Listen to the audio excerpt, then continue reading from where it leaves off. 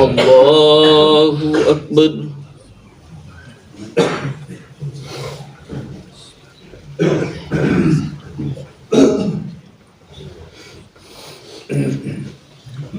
الحمد لله رب العالمين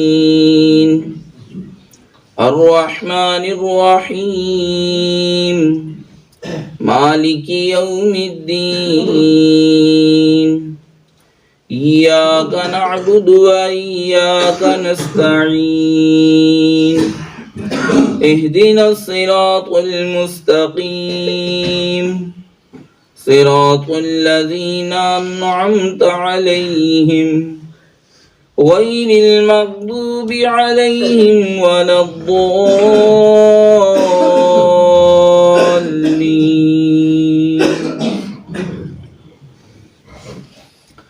لا أقسم بيوم القيامة ولا أقسم بالنفس اللوامة أيحسب الإنسان أن لن نجمع عظامه بلى قادرين على أن نسوي بنانه بل يريد الإنسان ليفجر أمامه يسأل أيان يوم القيامة فإذا برق البصر وخسف القمر وجمع الشمس والقمر يقول الإنسان يومئذ أين المفر كلا لا وزر إلى ربك يومئذ المستقر ينبأ الإنسان يومئذ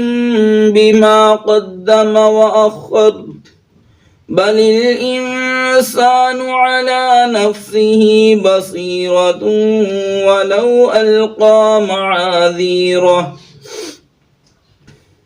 لا تحرك به لسانك لتعجل به إن علينا جمعه وقرآنه فإذا قرأناه فاتبع قرآنه ثم إن علينا بيانه كلا بل تحبون العاجلة وتذرون الآخرة وجوه يومئذ ناظرة إلى ربها ناظرة ووجوه يومئذ باصرة تظن أن يفعل بها فاقرة كلا إذا بلغت التراقي وقيل من راق وظن أنه الفراق والتفت الساق بالساق إلى ربك يومئذ المساق. الله أكبر.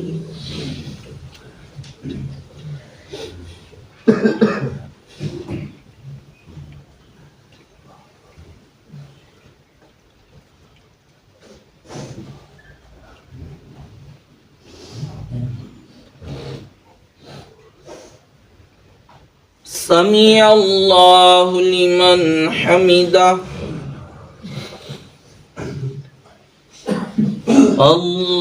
الله أكبر.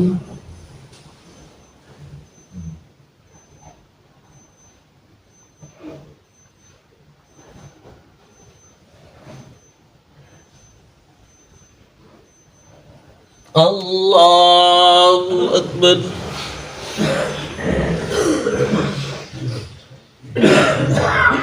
الله أكبر.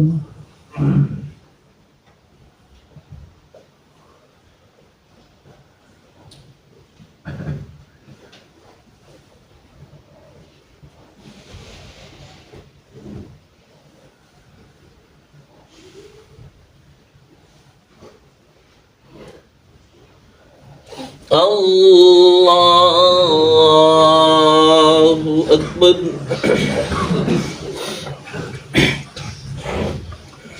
الحمد لله رب العالمين الرحمن الرحيم مالك يوم الدين إياك نعبد وإياك نستعين اهدنا الصراط المستقيم صراط الذين أنعمت عليهم غير المغضوب عليهم ولا الضالين فلا صدق ولا صلى ولكن كذب وتولى ثم ذهب إلى أهله يتمطى أولى لك فأولى ثم أولى لك فأولى أيحسب الإنسان أن يترك سدى ألم يك نطفة من مني يمنى ثم كان علقة فخلق فسوى فجعل منه الزوجين الذكر والأنثى أليس ذلك بقادر على أن يحيي الموتى الله أكبر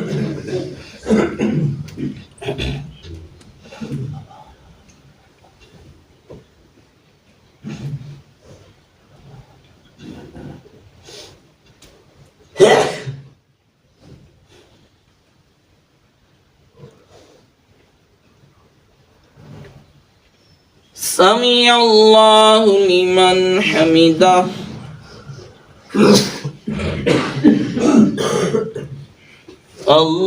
الله أكبر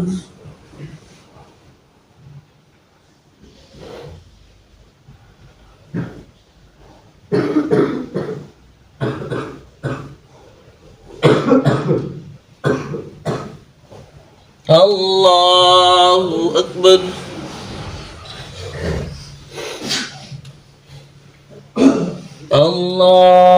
الله أكبر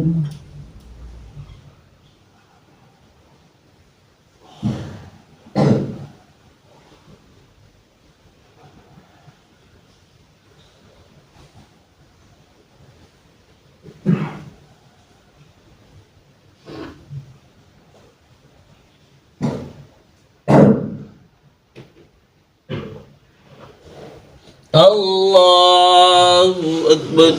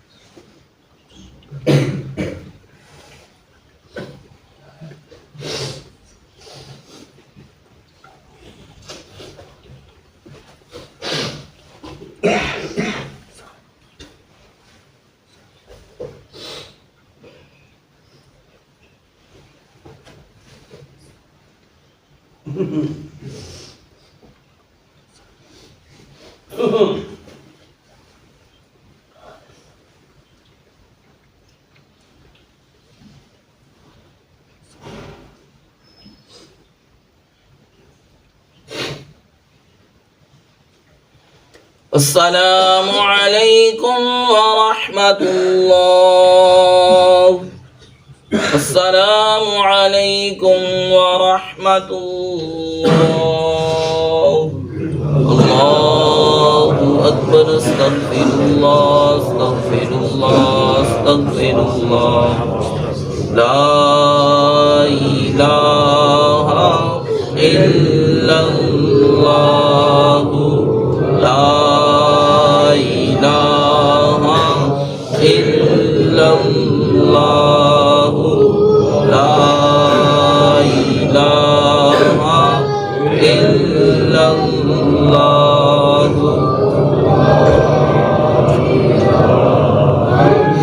إلا الله لا إله إلا الله محمد رسول الله.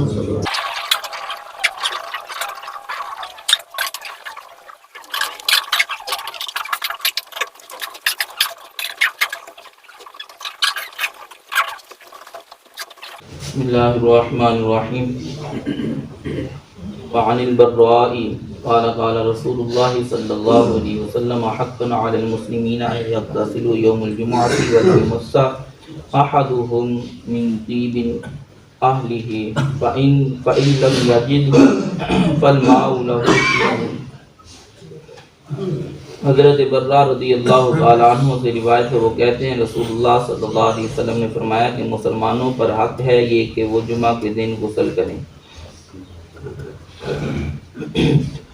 اور چاہیے کہ ان میں سے ہر ایک اپنے گھر سے خوشبو لگا کے آئے، پس اگر ان میں سے کسی ایک کے پاس خوشبو نہ ہو، پس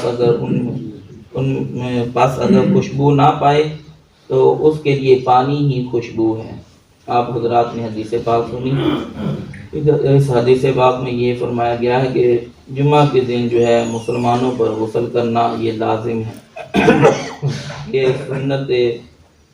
سنت ہے جمعہ کے دن غسل کرنا، تو جیسے بھی ہو زیادہ کوشش کرنی چاہیے، اس کی بہت زیادہ فضیلت ہے غسل کرنے کی۔ جمعہ کے دن کم از کم ہفتے میں ایک بار جو ہے بندہ اہتمام کے ساتھ غسل کر لیا کرے۔ اور فرمایا کہ جمعہ کے دن جو ہے خوشبو لگا کے اپنے گھر سے آئے، اور اگر اس کے پاس خوشبو نہیں ہے تو پھر مانگنے کی ضرورت نہیں، دوسروں سے مانگتا پھرے، بلکہ پانی ہی اس کے لیے خوشبو ہے۔ یعنی مقصد یہ ہے کہ اگر اس کے پاس خوشبو نہیں ہے تو اب اپنے آپ کو اتنا صاف ستھرا کر لے کہ اس سے بو نہ آئے۔ پانی کے ساتھ جو ہے جب غسل کر لے گا تو جسم سے جو بو وغیرہ آ رہی ہے وہ دور ہو جائے گی۔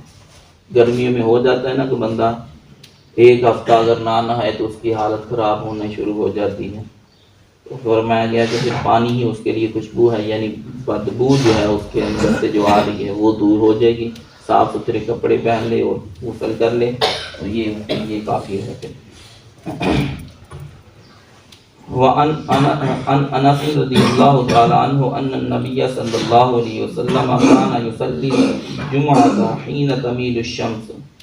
حضرت انس رضی اللہ تعالی عنہ سے روایت ہے، وہ کہتے ہیں تحقیق رسول اللہ صلی اللہ علیہ وسلم جمعہ کی نماز ادا کرتے تھے جب سورج زائل ہو جاتا، یعنی زوال شمس کے بعد ڈھلنا شروع ہو جاتا تو آپ صلی اللہ علیہ وسلم جمعہ کی نماز ادا فرماتے تھے۔ اگلی حدیث پاک میں اس کا ذکر ہے کہ حضور صلی اللہ علیہ وسلم سردیوں کے اندر جو ہے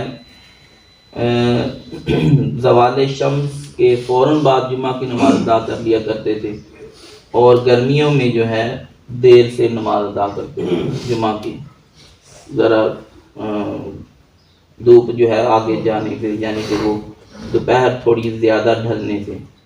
تو سردیوں میں جیسے ہی زوال ختم ہوتا جمعہ کی نماز ادا کر لیتے، اور گرمیوں میں اور جو ہے وہ دیر سے، یعنی اس سے بھی دیر کر کے جو ہے، یعنی پاکستانی ٹائم اگر کہا جائے تو 2:30-3 بجے اس طریقے کے ساتھ جو ہے آپ صلی اللہ علیہ وسلم نماز ادا کیا کرتے ہیں جمعہ کی۔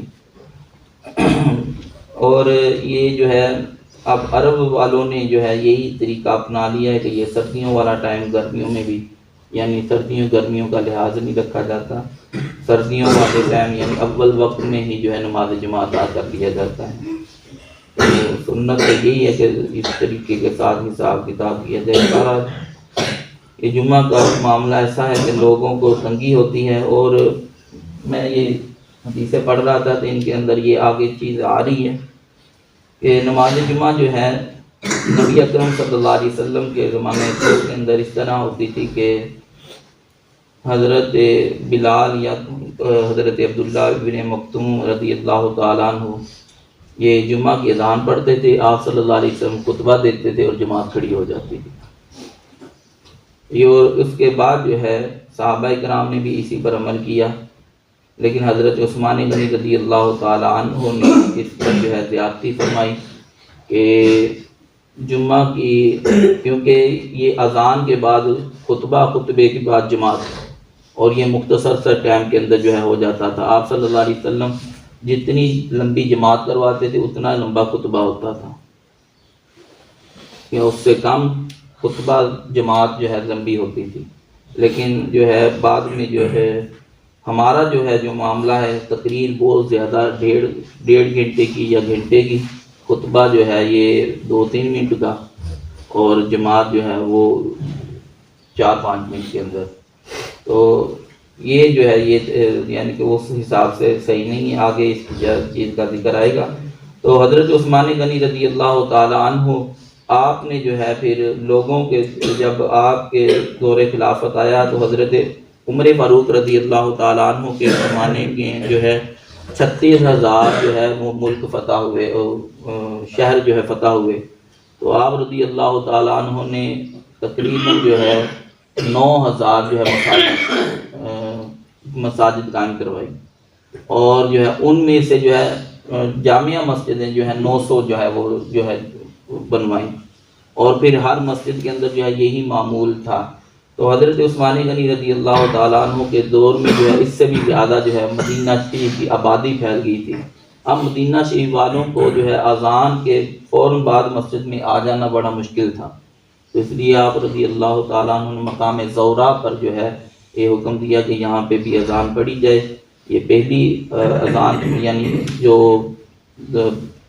اذان جو ہے وہ جو حضرت عثمان غنی رضی اللہ تعالیٰ عنہ نے شروع کروائی، یہ اذان ثالث ہے جو آپ نے وہاں پہ شروع کروائی۔ اور پھر جو ہے لوگ جب اذان سنتے تھے مسجد میں آ جاتے، اور مسجد میں آ جانے کے بعد پھر دوسری اذان پڑھی جاتی جو حضور صلی اللہ علیہ وسلم کے زمانے میں پڑھی جاتی تھی، اور اس کے بعد جو ہے خطبہ ہوتا، اور خطبے کے بعد جماعت ہو جاتی، کیونکہ عوام جو ہے بہت زیادہ پھیل چکی تھی، ان کا اذان کے فوراً بعد مسجد میں آ جانا بڑا مشکل تھا۔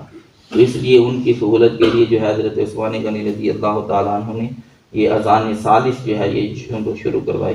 انشاءاللہ تعالیٰ کل کو اس کا ذکر ہوگا۔ اللہ تعالیٰ ہم سب کو نصیب صلاۃ والسلام علیہ یا سیدی یا رسول اللہ وعلی آلک وصحبہ یا سیدی یا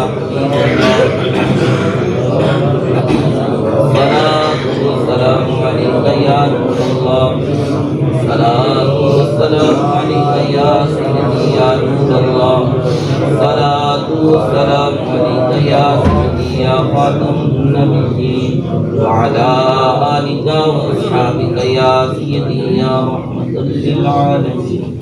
الحمد للہ رب العالمین، والصلاة والسلام على سید الانبیاء والمرسلین۔ اللہم انت السلام ومنک السلام وإلیک یرجع السلام، حینا ربنا بالسلام وادخلنا دار السلام، تبارک ربنا وتعالیت یا ذا الجلال والإکرام۔ اللہم أعنا على ذكرك وشكرك وحسن عبادتك يا أرحم الراحمين۔ ربنا آمنا فاغفر لنا وارحمنا وأنت خير الراحمين۔ اللهم إنا نسألك حبك وحب حبيبك الكريم۔ أصبحنا وأصبح الملك لله رب العالمين۔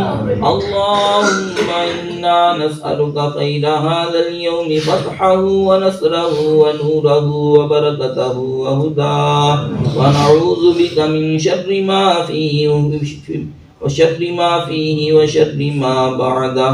اللهم اغفر للمؤمنين والمؤمنات المسلمين والمسلمات الأحياء منهم والأموات، وصلى الله تعالى على رسوله خير خلقه محمد وآله وأصحابه أجمعين۔